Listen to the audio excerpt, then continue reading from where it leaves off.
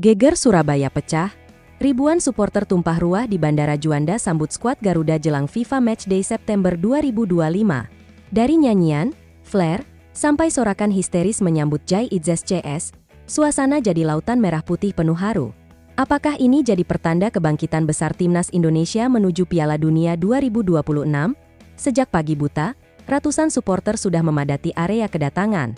Mereka membawa bendera merah putih, spanduk bertuliskan semangat dukungan, hingga mengenakan jersey kebanggaan Timnas. Nyanyian yel-yel dan lagu kebanggaan, Garuda di Dadaku, menggema, menciptakan suasana yang seakan menjadi pesta penyambutan akbar. Kedatangan satu persatu pemain Timnas membuat bandara seketika riuh. Supporter yang sudah menunggu berjam-jam tidak bisa menyembunyikan rasa harunya. Ada yang menangis bahagia, ada yang bersorak sambil memanggil nama pemain favoritnya, bahkan ada pula yang menyalakan flare kecil sebagai bentuk dukungan penuh cinta. Kapten Timnas, Jai Idzes, menjadi salah satu sosok yang paling ditunggu. Begitu ia melambaikan tangan dan tersenyum, sorakan para fans semakin menggema. Banyak yang berusaha mendekat untuk sekadar bersalaman atau meminta tanda tangan, walau harus bersaing dengan barisan pengamanan yang cukup ketat. Selain Jai Idzes, nama-nama lain seperti Marcelino Ferdinand dan Ragnar Oratmangoen juga menjadi pusat perhatian. Kedua pemain muda ini dielu-elukan oleh fans, apalagi performa mereka bersama klub di Eropa belakangan mendapat sorotan positif. Kehadiran mereka di Timnas membuat supporter optimistis Garuda bisa tampil lebih kuat. Pelatih kepala Patrick Kluivert juga turut hadir bersama rombongan. Begitu keluar dari terminal, ia langsung terkesima dengan sambutan luar biasa yang diberikan masyarakat Surabaya. Dalam wawancara singkat, Kluivert menyebut dukungan supporter adalah energi tambahan yang tak ternilai bagi para pemain. Menurut manajer Timnas Indonesia, Sumarji, seluruh pemain yang dipanggil PSSI akan berkumpul penuh mulai 1 September 2025.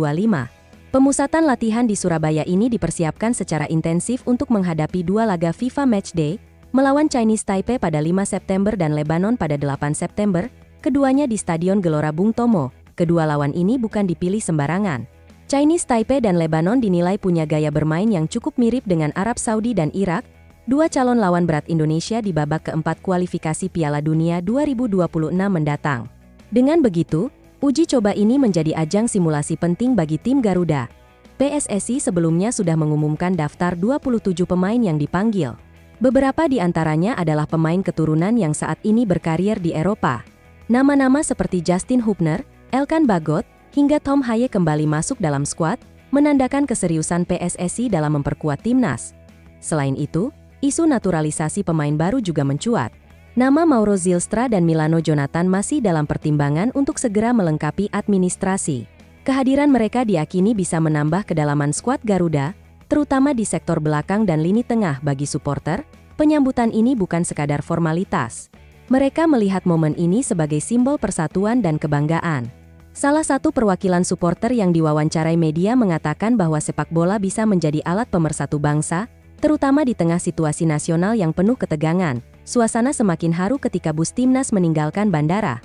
Supporter masih berdiri di tepi jalan, melambaikan bendera, bertepuk tangan, dan meneriakan semangat untuk para pemain. Adegan ini memperlihatkan betapa besar cinta rakyat kepada skuad Garuda. Harapan besar pun dipikul para pemain.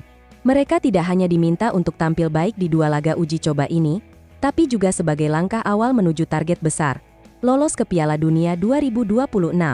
Bagi masyarakat, apa yang terjadi di Surabaya hanyalah permulaan dari perjuangan panjang.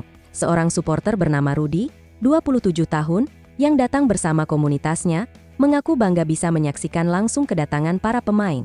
Baginya, melihat pemain idolanya secara dekat adalah momen berharga yang tidak bisa dilupakan. Di sisi lain, perhatian publik juga tertuju pada pernyataan Coach Justinus Laksana. Dalam salah satu podcast, ia menilai Mees Hilgers lebih baik dibandingkan Rizky Ridho. Menurutnya, kualitas Hilgers lebih menonjol dan lebih sering bermain di level Eropa bersama FC Twente. Coach Justin juga menyarankan agar pelatih Patrick Kluivert menerapkan formasi 4 back, bukan 3 back. Ia menilai sistem ini lebih cocok untuk mengeluarkan kemampuan terbaik Hilgers, sekaligus menyeimbangkan lini pertahanan Indonesia yang belakangan sering tampil dengan formasi 3-4-3. Meski demikian, performa Rizky Ridho juga tidak bisa diremehkan. Saat dimainkan bersama Jai Idzes dan Justin Hubner dalam skema 3 back, Ridho terbukti cukup solid. Bahkan Indonesia sempat beberapa kali mencatat clean sheet melawan tim kuat Asia seperti Australia dan Arab Saudi. Diskusi tentang komposisi lini belakang ini menambah dinamika menarik dalam persiapan timnas. Publik kini menunggu bagaimana strategi Kluivert menghadapi dua laga uji coba nanti. Apakah tetap dengan formasi 3 back atau mencoba 4 back seperti yang disarankan Coach Justin? Selain isu formasi, kabar dari bursa transfer Eropa juga ikut mewarnai suasana.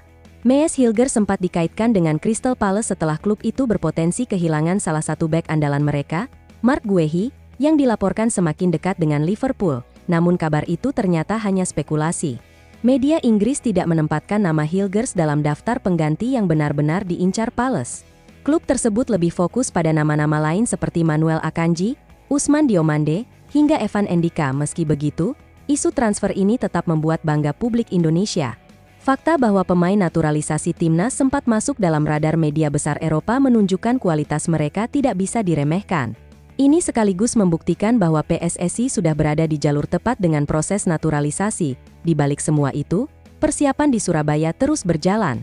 Timnas akan menjalani sesi latihan intensif di Stadion Gelora Bung Tomo.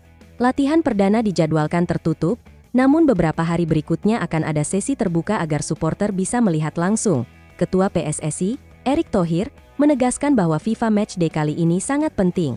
Selain untuk mendongkrak peringkat FIFA, juga menjadi ajang pembuktian kesiapan timnas menghadapi babak keempat kualifikasi Piala Dunia 2026. Dengan semangat besar dari masyarakat Surabaya yang menjadi tuan rumah, para pemain diharapkan bisa memanfaatkan dukungan penuh ini sebagai bahan bakar tambahan di atas lapangan. Tidak ada alasan untuk tampil setengah hati. Kehadiran para pemain Eropa di skuad Garuda diharapkan bisa menularkan mentalitas profesional yang lebih kuat. Kombinasi antara pemain lokal dan keturunan diharapkan menciptakan tim yang solid, disiplin, dan penuh determinasi. Supporter percaya bahwa timnas Indonesia kini berada di era baru. Kehadiran nama-nama besar, dukungan manajemen yang lebih profesional, serta antusiasme publik yang terus meningkat menjadi modal berharga untuk meraih target besar. Harapan itu semakin jelas terlihat di Surabaya. Kota ini menjadi saksi bagaimana sepak bola bisa mempersatukan banyak orang, dari berbagai latar belakang, dalam satu semangat yang sama, mendukung Garuda. Dari nyanyian di bandara, spanduk dukungan, hingga tepuk tangan saat bus melintas, semuanya menjadi bukti nyata bahwa rakyat siap mendampingi perjuangan timnas. Momen ini bukan sekadar penyambutan, tapi juga titik awal perjalanan panjang menuju panggung dunia. Garuda diharapkan bisa membuktikan diri bukan hanya di Asia, tapi juga di kancah internasional. Dan dengan sambutan hangat di Surabaya, tidak ada alasan bagi para pemain untuk ragu. Dukungan sudah diberikan, doa sudah dipanjatkan, kini saatnya mereka membalas dengan penampilan terbaik di lapangan. Itulah gambaran lengkap suasana luar biasa di Surabaya, yang menandai dimulainya pemusatan latihan timnas Indonesia. Sebuah momentum berharga yang akan terus dikenang, bukan hanya oleh para pemain, tapi juga seluruh pecinta sepak bola tanah air.